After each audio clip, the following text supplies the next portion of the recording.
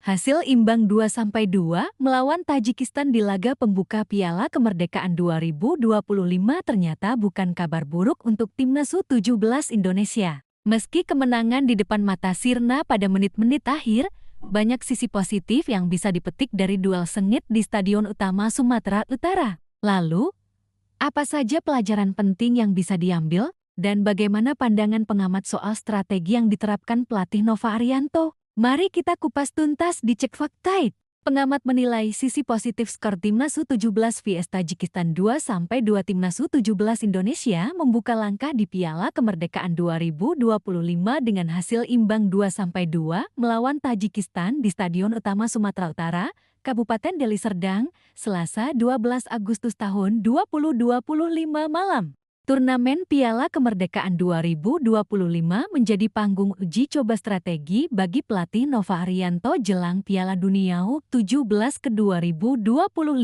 Partai Timnas U17 Indonesia vs Tajikistan merupakan laga pembukaan. Meski Timnas U17 Indonesia berhasil 2 kali unggul pada laga ini, Tajikistan berhasil menyamakan kedudukan di menit-menit akhir. Timnas U17 Indonesia membuka skor pada menit ke-34 melalui tandukan Mirza Firjatullah memanfaatkan umpan silang dari kiri Fadli Alberto Hengga.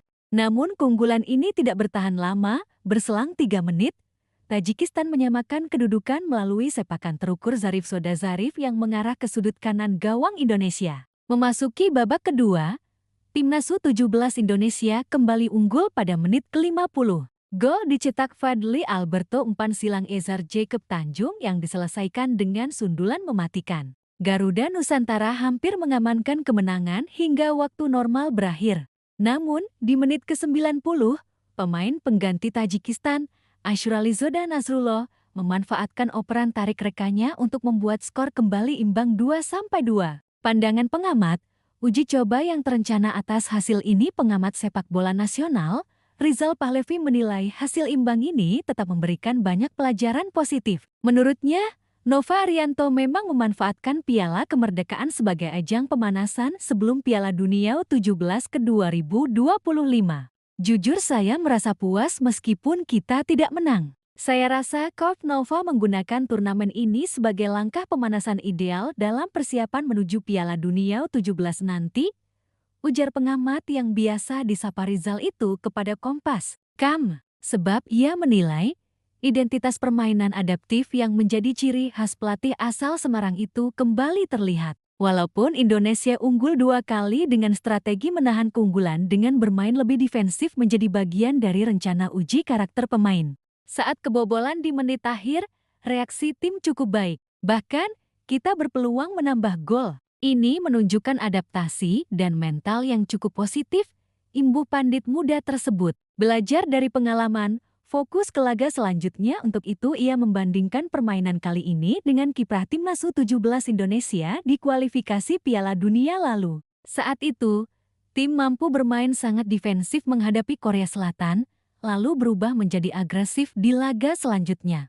Menurutnya, variasi intensitas permainan inilah yang menjadi kekuatan tim. Melawan Tajikistan, strategi bertahan setelah unggul diduga memang sengaja diterapkan untuk menghadapi tim-tim kuat seperti Brasil, Zambia, dan Honduras di Piala Dunia U17 nanti, serta Mali dan Uzbekistan di laga Piala Kemerdekaan ini. Saya rasa ini persiapan realistis. Lawan di Piala Dunia nanti tidak akan memberi kita banyak ruang. Jadi wajar jika kita berlatih lebih banyak bertahan, kata Rizal Pahlevi. Kini Piala Kemerdekaan 2025 yang diikuti 4 peserta Indonesia, Tajikistan, Mali, dan Uzbekistan yang berlangsung 12-18 Agustus ini akan menjadi tolok ukur kesiapan Timnas U17 Indonesia sebelum berlaga di level dunia pada November mendatang. Ia menekankan, hasil akhir di turnamen ini tidak terlalu penting. Yang utama adalah rotasi pemain,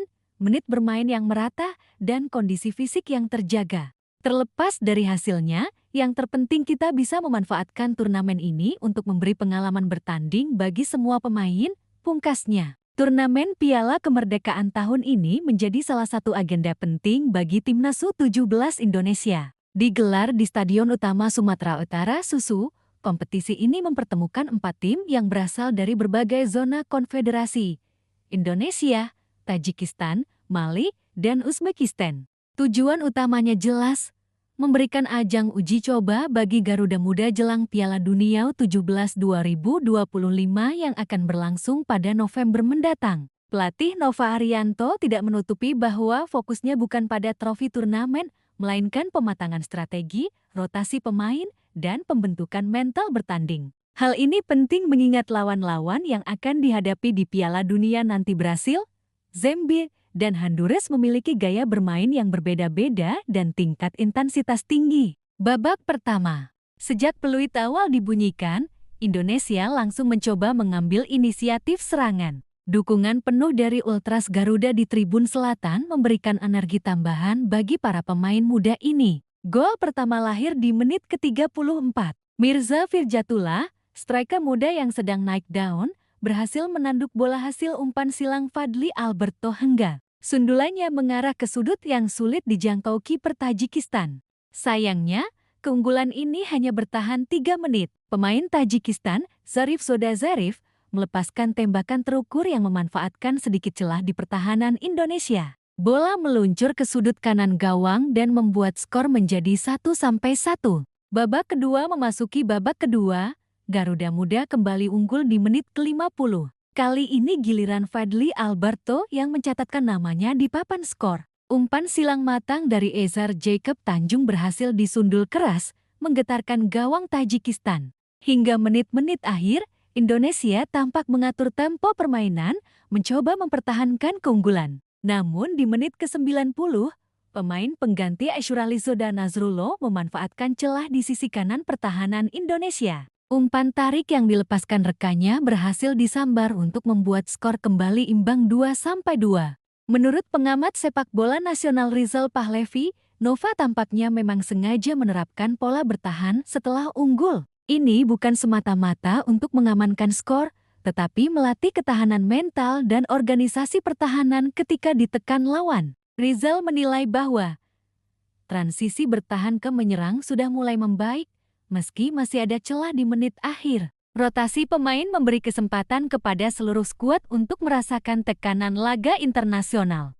Gaya adaptif Nova mampu bermain defensif atau agresif tergantung situasi akan menjadi kunci di Piala Dunia U17 nanti. Di kualifikasi Piala Dunia lalu, Timnas U17 Indonesia sempat menunjukkan fleksibilitas serupa.